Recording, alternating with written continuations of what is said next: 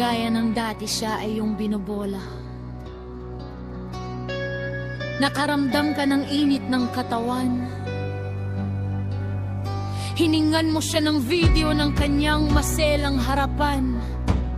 Ang sabi niya, di ko pwede, pakita to kanino man. Sabi mo promise, pagtapos ko, buburahin ko yan. Sabi niya, ayoko nga, nagpumilit ka pa rin. Nung sinabi mong tiwala lang, napilitan siyang gawin. Hanggang sa nagpadala siya ng videong ubod-hubad. Nagsarili ka kaagad, pagkasend ko ang agad. Pagtapos mong pagnasahan, tinignan mo ulit siya. Tingin mo na sa kanya, and dumi-dumi niya. Naisip mong i-post online ang katawan niya. Niya may malaswang caption pag nakatagpa siya. Nung nakita niya, umiyak siya na nagmamakaawa. Tanggalin mo yan, please, para mo ng awa. Hanggang sa nagumpisa ng ilike, i-share ng mga tao mga komentong bastos na hindi makatao. May mga naaawa at may mga natatawa. Nakita na rin pati ng mga barkada niya.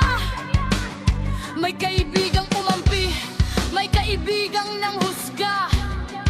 Di malabong katawan niya'y sa libingan ng punta.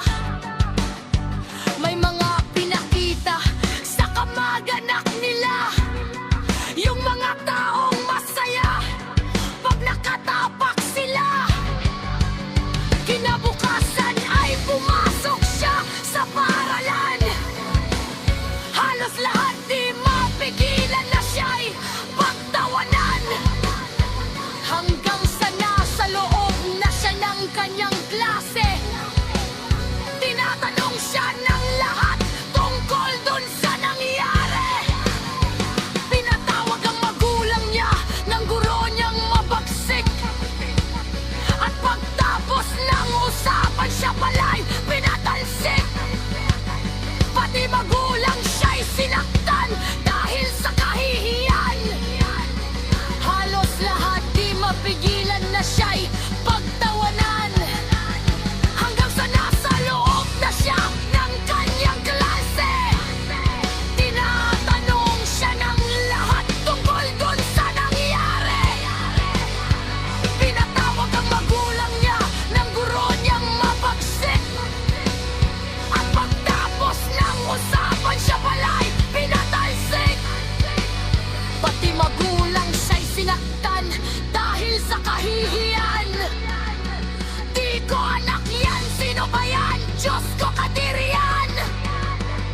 Pakiramdam niya ngayon, sirang-sira na buhay niya. Kahit saan siya magpunta, pinag-uusapan siya. Iba't iba ang naririnig niyan, salitang masakit. Dahil sa kumakalat niyang balitan mabait. Hanggang sa naisipan niya ng magpakamatay. Isinaksak sa tiyan ang kutsilyong hawak sa kamay. Pinuntahan siya ng magulang niya para bigyang gabay. Pero ang naabutan nila, anak nilang patay. Humagulgol sa kakaiyakan dalawang mag-asawa.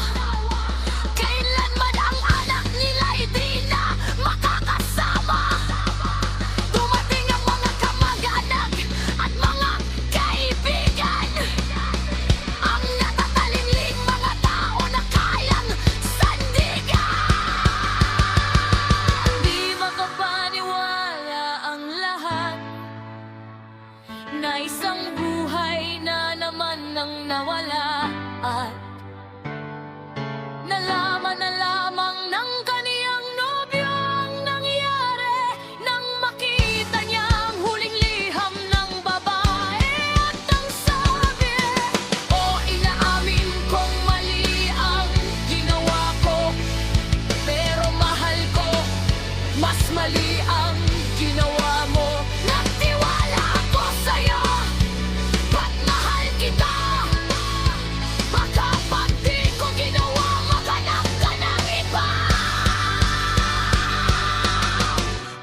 kabila ng lahat ay nagawa mo yun. Bagay na sa atin lang dapat nakakalat na ngayon. Ilang taon, ilang buwan din ang ating tinagal. Kung alam ko lang, di na ikaw ang aking minahal. Sa ginawa mo, parang binawian mo na ako ng buhay. Ang bigat-bigat para akong nakabaon sa hukay. Wala na akong mukhang ihaharap. Pati magulang ko, di na ko matanggap bilang anak. Hindi ko na alam kung kakayanin ko pa to. Mas mabuti pa siguro kung tapusin ko na to. Hindi ko na alam kung kakayanin ko pa to. Mas mabuti pa siguro kung tapusin ko na to.